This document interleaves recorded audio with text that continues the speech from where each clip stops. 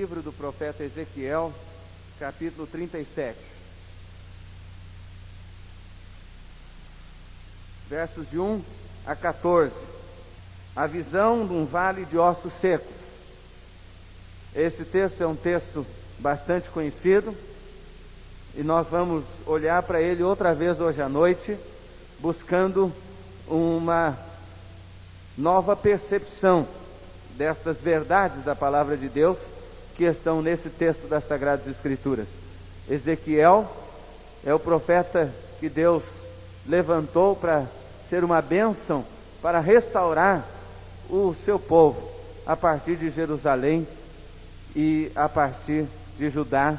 Ele foi uma bênção porque o povo de Deus estava vivendo um momento de frieza espiritual, havia abandonado o Senhor, e o povo de Deus precisava ser restaurado. A nação de Israel precisava ser restaurada. E meus irmãos, quando eu leio Ezequiel 37, eu vejo uma fotografia do nosso Brasil hoje. E eu vejo também o potencial que o povo de Deus tem nesse país, para que Deus realize um poderoso avivamento. Eu tenho mencionado aqui Mark Bubeck, do seu livro Reavivamento Satânico, e ele mostra como nesse final de século e final de milênio há um reavivamento do ocultismo, há um reavivamento do esoterismo, da feitiçaria, da idolatria, do pecado em todas as suas formas. O rock está celebrando, está cantando para Satanás, está cultuando o diabo abertamente. As igrejas do diabo estão aí com placa e tudo, igreja de Satanás. Há um reavivamento satânico tremendo.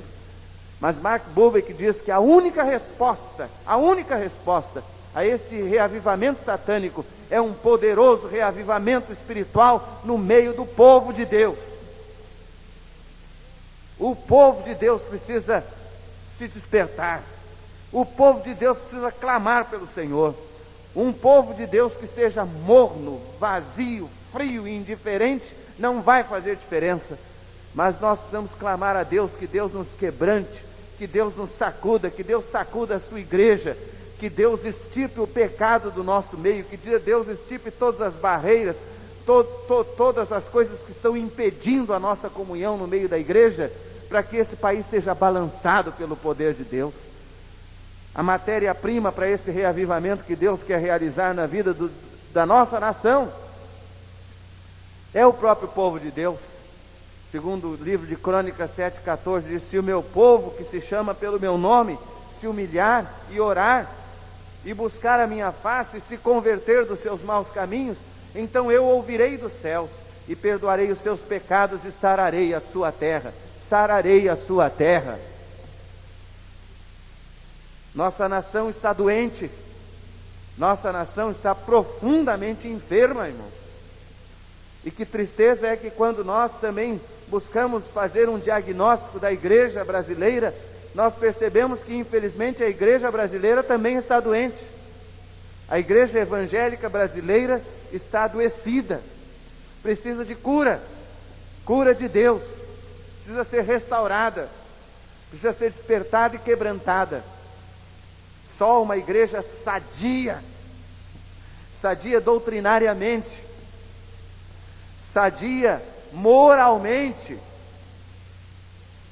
sadia no seu compromisso com Deus, sadia na comunhão dos irmãos, sadia na sua maneira de pensar e de agir. Só uma igreja sadia pode de fato influenciar a sociedade, fazendo com que essa saúde afete e abençoe a sociedade e a nação. E eu creio nisso. E nós temos que clamar por isso. Nós temos que orar nesse sentido. Algumas pessoas têm medo do discurso do avivamento, ou do reavivamento, ou do despertamento espiritual. Como batistas, a nossa denominação batista no Brasil é uma denominação historicamente traumatizada. Há 30 anos passados, passamos pelo trauma dessa mesma conscientização da necessidade de um despertamento espiritual. E eu sei que muitas pessoas honestas, sinceras, estavam buscando isso. Mas infelizmente houve desvirtuamentos, e houve tanta briga, tanta divisão nas igrejas. A nossa denominação ficou uma denominação traumatizada. Durante mais de 20 anos os pastores não pregaram sobre a doutrina do Espírito Santo, porque quando alguém falava no Espírito Santo, então já logo era rotulado e taxado de renovado, e logo começava a haver uma perseguição. Mas nós precisamos ensinar a doutrina do Espírito Santo, a doutrina bíblica do Espírito Santo. Nesse tempo o povo está sentindo que precisa de despertamento espiritual, precisa de reavivamento, e alguns até desorientados, porque frequentemente não recebem essa orientação. Alguns vão para um extremo, outros para o outro. Uns vão para o extremo do fanatismo e estão buscando barulho, movimento e ativismo, essa coisa toda, e acabam embarcando nessas canoas furadas que andam por aí. Acabam embarcando aí na teologia da prosperidade, na teologia do sopro, que sopra, cai todo mundo, baixo o poder do Espírito Santo, não é? Na teologia dos milagres, dos sinais e dos prodígios. Meus irmãos, eu estou absolutamente convencido que antes de qualquer outro milagre, o que nós estamos precisando é do toque de Deus na nossa vida, para que Deus realmente nos desperte, nos quebrante. Antes de qualquer outro milagre, o que a igreja precisa é de comunhão, é de santidade. Os outros milagres são até consequência disso. E às vezes nós estamos procurando toda essa movimentação, todo esse barulho, toda essa coisa, todos esses milagres, todos esses sinais, todas essas coisas que nos encantam, que de repente nos emocionam e a gente fica arrepiado. Mas o que adianta se você fica arrepiado no culto, mas depois do culto continua a mesma vida feia, a mesma vida enferma, não é? Nós precisamos de um despertamento que sacuda a nossa vida, que balance a nossa vida, nos levando a uma vida de mais comprometimento com Deus, comprometimento sério, que significa que as palavras da nossa boca serão palavras de edificação, de bênção, que significa que na nossa postura moral será uma postura bonita, que fale bem do nome do Evangelho. É esse avivamento que nós precisamos, porque esse é o avivamento bíblico da palavra de Deus. E esse texto então nos mostra como Deus quer usar o seu povo para promover esse avivamento, esse despertamento espiritual que vai sacudir a nossa nação e que vai reverter esse estado de caos em que se encontra a nossa nação e o nosso mundo. Diz assim a palavra de Deus: veio sobre mim a mão do Senhor, e Ele me levou no Espírito do Senhor, e me pôs no meio do vale que estava cheio de ossos, e me fez andar ao redor deles, e eis que eram muito numerosos sobre a face do vale, e eis que estavam sequíssimos. Ele me perguntou: filho do homem, poderão viver esses ossos? Respondi: Senhor Deus, tu o sabes. Então me disse: profetiza sobre esses ossos, e dize-lhes: ossos secos, ouvi a palavra do Senhor. Assim diz o Senhor Deus a estes ossos: eis que vou fazer entrar em vós o fôlego da vida, e vivereis. E porei nervos sobre vós, e farei crescer carne sobre vós, e sobre vós estenderei pele, e porei em vós o fôlego da vida, e vivereis. Então sabereis que eu sou o Senhor. Profetizei, pois, como se me deu ordem. Ora, enquanto eu profetizava, houve um ruído, e eis que se fez um rebuliço, e os ossos se achegaram, osso ao seu osso. E olhei, e eis que vieram nervos sobre eles, e cresceu a carne, estendeu-se a pele sobre eles por cima, mas não havia neles fôlego. Então ele me disse: profetiza ao fôlego da vida, profetiza ao filho do homem, e dize ao fôlego da vida: assim diz o Senhor Deus, vem dos quatro ventos, ó fôlego da vida, e assopra sobre estes mortos, para que vivam. Profetizei, pois, como ele me ordenara. Então o fôlego da vida entrou neles, e viveram, e se puseram em pé, um exército grande em extremo. Então me disse: filho do homem, estes ossos são toda a casa de Israel.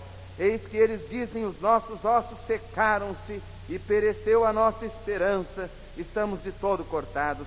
Portanto profetiza e dize-lhes: assim diz o Senhor Deus: eis que eu vos abrirei as vossas sepulturas, sim, das vossas sepulturas vos farei sair, ó povo meu, e vos trarei à terra de Israel. E quando eu vos abrir as sepulturas e delas vos fizer sair, ó povo meu, sabereis que eu sou o Senhor. E porei em vós o meu espírito e vivereis, e vos porei na vossa terra, e sabereis que eu, o Senhor, o falei e o cumpri, diz o Senhor. Amém. Primeira observação que eu gostaria de fazer a partir desse texto das Sagradas Escrituras é aonde Deus coloca Ezequiel, aquele jovem Ezequiel, candidato a ser profeta de Deus. Diz o texto: veio sobre mim a mão do Senhor e me levou em espírito do Senhor e me pôs no meio do vale que estava cheio de ossos. Um vale de ossos secos, caos. Deus coloca seu servo no meio do caos. Diz assim: e me fez andar ao redor deles.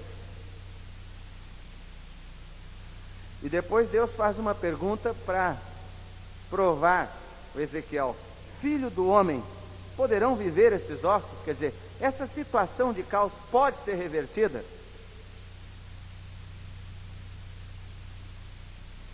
E me fez andar ao redor deles, e me pôs no meio, e me pôs no meio do vale que estava cheio de ossos.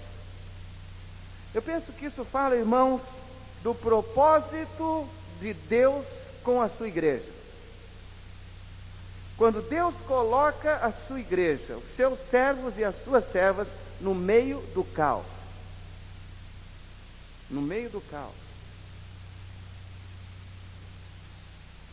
Ontem viajávamos, eu, Manuel e Josué, fomos lá para Angra dos Reis, depois Mendes. Estamos procurando um bom lugar para o congresso que, pela graça de Deus, vamos realizar o ano que vem, de treinamento de líderes e pastores. E íamos pela Avenida Brasil, direto, quando percebemos que o trânsito começou a ficar congestionado, engarrafando, e daqui a pouco sirenes de todos os lados, helicópteros sobrevoando ali aquela região de Acari, bombeiros, defesa civil, pelotões de choque da polícia militar, polícia civil, todas as redes de televisão, não vou fazer propaganda de nenhuma, todas as redes de televisão, jornais e carros, e, enfim, helicópteros sobrevoando, todo aquele movimento. Nós começamos a ficar assustados. As multidões nas passarelas olhando. E quando passamos ali então em Acari, na favela de Acari, começamos a ter a impressão do que estava acontecendo, e vocês viram pela televisão. Mais mortes, mais violência, mais intranquilidade, mulheres e crianças correndo nas ruas, no meio do tiroteio, do bombardeio. Exatamente naquela hora nós estávamos passando ali, e nós ali no meio do caos.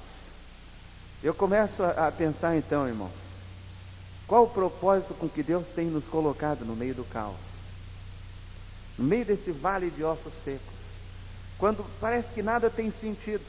Você não consegue ajuntar os ossos, você não consegue entrosar as coisas, parece que tudo perdeu sentido. A gente estava falando sobre essa coisa da inflação aí, e de repente você não tem mais noção de preços. Com o mesmo dinheiro que você compra uma caixa de fósforo, você de repente compra um equipamento elétrico, né? É uma coisa totalmente desorientada. Ninguém sabe mais para onde anda o nosso país. E eu começo a pensar, qual é o propósito de Deus ter nos colocado no meio do caos? Não é? E às vezes a gente fica pensando, eu vou carimbar o meu passaporte, vou sair, vou embora. Mas será que essa é a vontade de Deus? Deus precisa de gente no meio do caos. Há uma missão que é dirigida pelo pastor Valdemar, que Valdemar Carvalho, que é uma missão que seleciona os missionários e os coloca para morarem nas áreas mais pobres das cidades. E eles vão morar lá, e lá eles vão influenciar com o Evangelho de Jesus. Essa gente entendeu o que é ser colocado por Deus no meio do caos. E que no meio do caos nós não precisamos perder a esperança. No meio do caos. Porque a pergunta do Senhor é essa: poderão viver esses ossos? Quer dizer, será que essa situação de caos pode ser mudada? Pode ser revertida? E a resposta é essa: pode sim, pode sim. Vamos pregar a palavra de Deus, vamos testemunhar. Ele disse: profetiza sobre esses ossos. E ele disse: ossos secos, ouvi a palavra do Senhor. Esse é o tempo do testemunho da igreja de Jesus no Brasil. Não é outro tempo. Meus irmãos, nós estávamos temendo há algum tempo atrás que os comunistas fossem os grandes perseguidores do Evangelho no Brasil, como foram nessas últimas décadas lá na Europa Oriental e em outras partes do mundo, até em Cuba, China e assim por diante. Mas nós vamos ter a nossa história com o povo no Brasil. Os irmãos viram que aqui nós somos perseguidos como crentes por outros motivos. E parece que o cerco tende a se fechar sobre a igreja nesse país. Nós somos acusados, nós somos perseguidos. Há outros motivos por aí. A sociedade critica, diz que os crentes estão indo para a igreja para dar dinheiro para pastor, e que igreja é isso e que igreja é aquilo. Parece que os motivos aqui são outros, mas o inimigo que está por trás disso é o mesmo. E nós o desmascaramos em nome de Jesus. Nós o desmascaramos em nome de Jesus. Mas eu creio, meus irmãos, que é exatamente no meio desse caos que a igreja do Senhor Jesus Cristo vai construir o seu grande avanço, o seu grande impacto para influenciar essa sociedade e esse país. Quando eu lembro que na Segunda Guerra Mundial o Japão ficou literalmente destruído, 2 bombas atômicas, fora o resto da guerra. Quando eu lembro que a Alemanha ficou literalmente destruída na Segunda Guerra Mundial, e quando eu percebo que esses povos se levantaram das cinzas, eu fico pensando: nós que temos o Espírito Santo de Deus, como igreja do Senhor Jesus Cristo nesse país, temos de nos levantar do meio do caos, levantar a cruz do Salvador e declarar: sim, há esperança para esse caos. Eu estava nesse final de semana realizando conferências ali em Parque União, em Bom Sucesso, numa igreja que fica no meio de uma favela. Mas que bênção! Desde sexta, sábado, no domingo, eles saíram de manhã, a igreja fez a escola bíblica e saiu pelas ruas estreitíssimas da favela. O cantor que veio de São Paulo cantando com um sistema de som, e toda a igreja saiu de manhã pregando o Evangelho. Cada esquina eles paravam, uma mensagem de 2 minutos, distribuíam os convites, estavam trazendo o povo. A igreja à noite estava cheia, talvez 1.200, 1.300 pessoas ou mais lá. Nos santuários, mais 2 salões com circuito fechado de televisão, uma bênção. Só no domingo à noite, 47 almas vieram chorando, clamando, toxicômanos, viciados, alcoólatras, pessoas escravizadas à feitiçaria, e vinham clamando por Jesus. Um rapaz jurado de morte por causa do tóxico. Foi nessa igreja que algum tempo atrás um moço foi morto dentro do santuário. O outro tinha sido morto no mesmo domingo de manhã, na porta do santuário. Mas ali estava aquele povo, e um moço jurado de morte aceitou a Cristo naquela noite.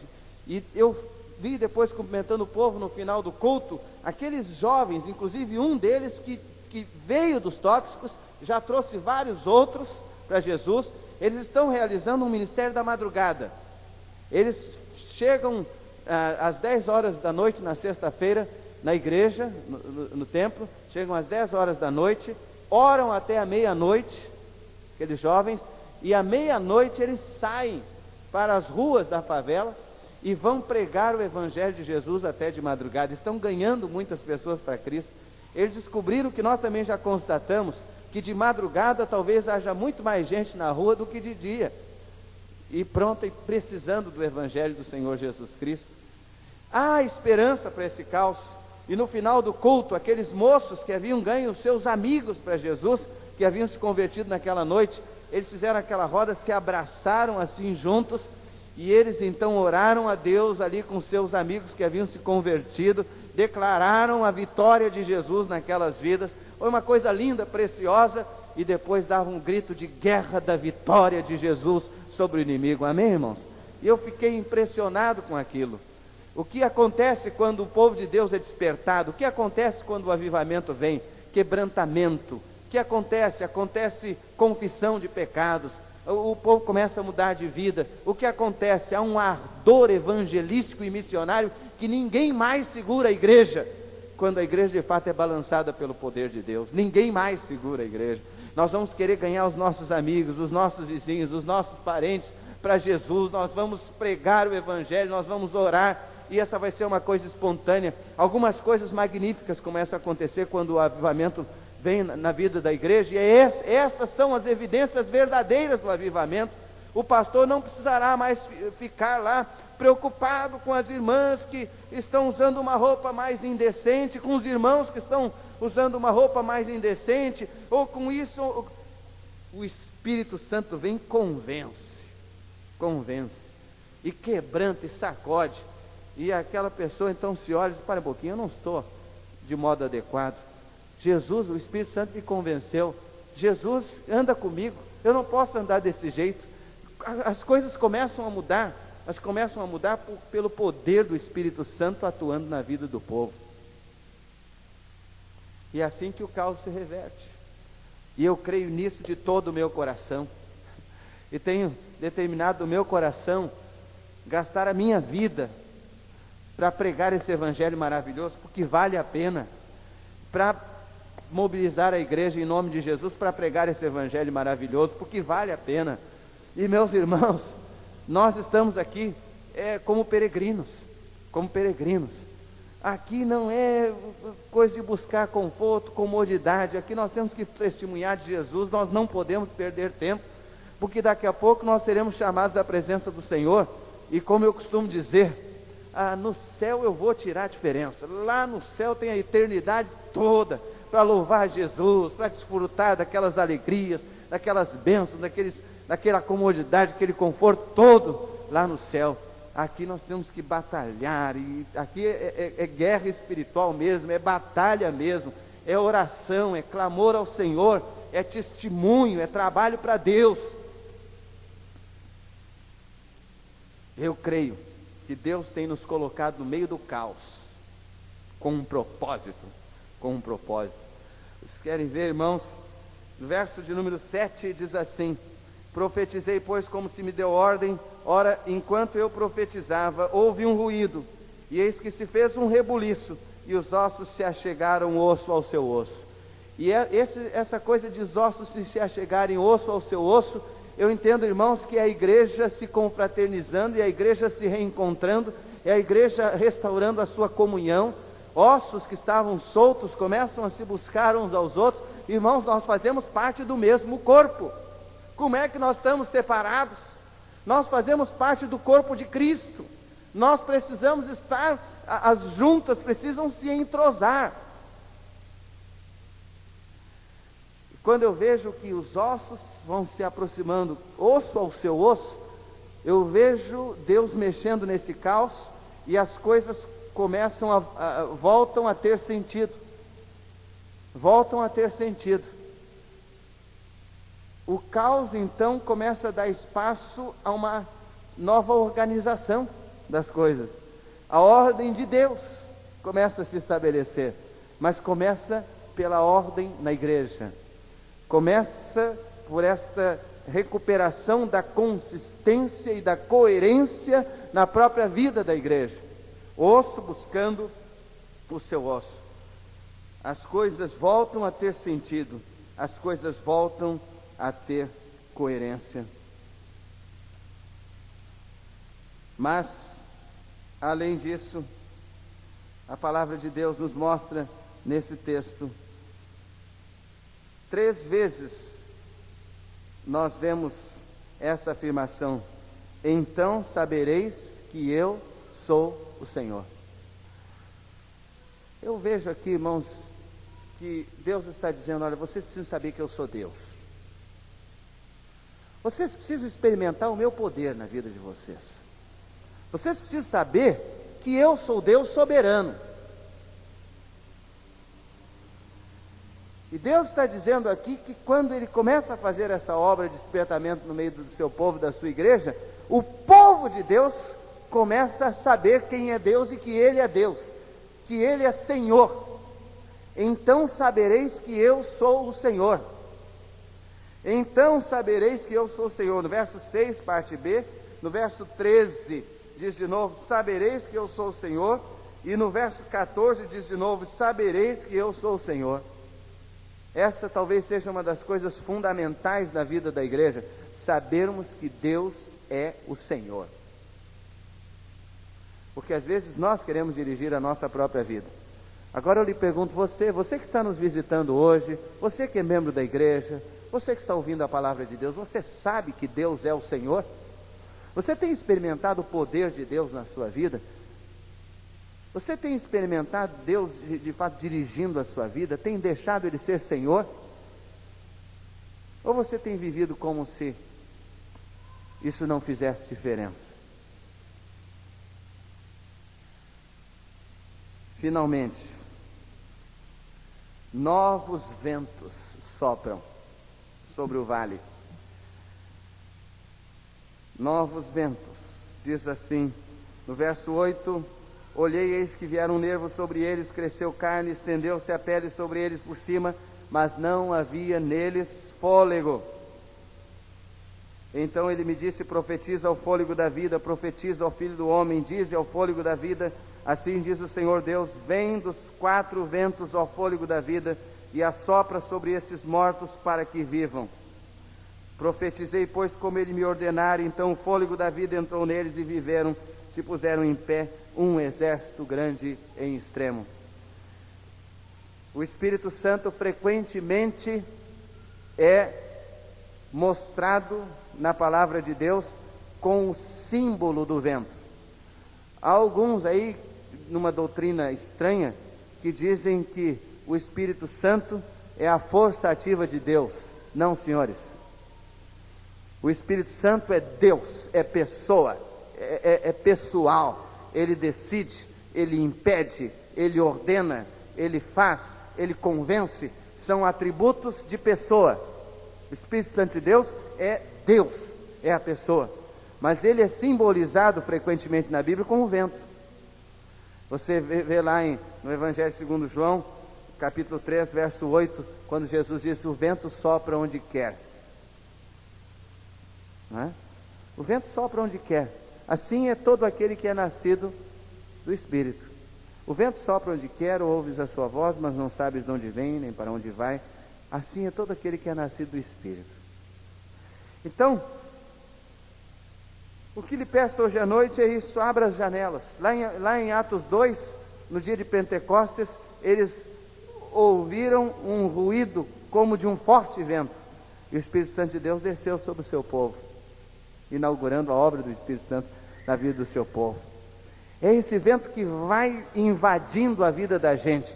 E o que eu digo é isso: abra as janelas, deixe o poder de Deus soprar e jogar para fora tudo que não presta, tudo que não é do Senhor, mudar a sua vida, arejar a sua vida, a sua mente, o seu coração, a sua vida, precisam estar sendo arejadas por esse vento que vem do Calvário, esse vento que vem da cruz. Novos ventos precisam soprar nesta nação, novos ventos precisam soprar nesse país, amém, irmãos? O vento do Espírito de Deus precisa soprar nesse país, o vento do Espírito Santo de Deus, os ventos do avivamento precisam soprar nesse país. E esses ventos do avivamento trazem saúde, trazem frutificação, trazem bênção para o povo de Deus. Uma das razões do nosso fracasso é que nós teimamos em lutar com as nossas próprias forças. Desista de lutar com as suas próprias forças e dê espaço para o Espírito Santo de Deus atuar na sua vida. Há um propósito com o qual Deus tem nos colocado no meio do caos. Poderão viver esses ossos? Nós cremos que podem. Nós cremos. Nós cremos no poder de Deus que liberta drogados, que liberta alcoólatras, que liberta feiticeiros, que liberta os que estão escravizados a todas as formas de opressão maligna, que liberta sim, que transforma aqueles que estão escravizados ao pecado. Sim, esses são os ventos que estão soprando, os ventos do Espírito que estão soprando no vale, neste vale no qual Deus tem nos colocado, e as coisas começam a voltar a ter sentido, porque o povo de Deus sabe a que veio. O povo de Deus sabe a que veio, para que foi colocado aqui. E eu fico perguntando, por que Deus me colocou aqui em São Gonçalo? Ele tem um propósito. Ele me colocou aqui para acreditar que é possível influenciar e abençoar essa terra. Porque Deus nos colocou nesse tempo, irmãos, aqui nesse país. Eu estou percebendo claramente que Deus está fazendo uma grande obra nesse país. Deus está fazendo, há um despertamento espiritual. Nós estamos na véspera do despertamento, na véspera do avivamento. E a palavra de Deus diz lá em Josué 3:5: santificai-vos, porque amanhã fará o Senhor maravilhas no meio de vós. Assim como Deus atuou lá na Europa Oriental, mudou com aqueles ventos novos que derrubaram o muro de Berlim, que derrubaram os impedimentos na Albânia, que mudaram as coisas, derrubaram a cortina de ferro lá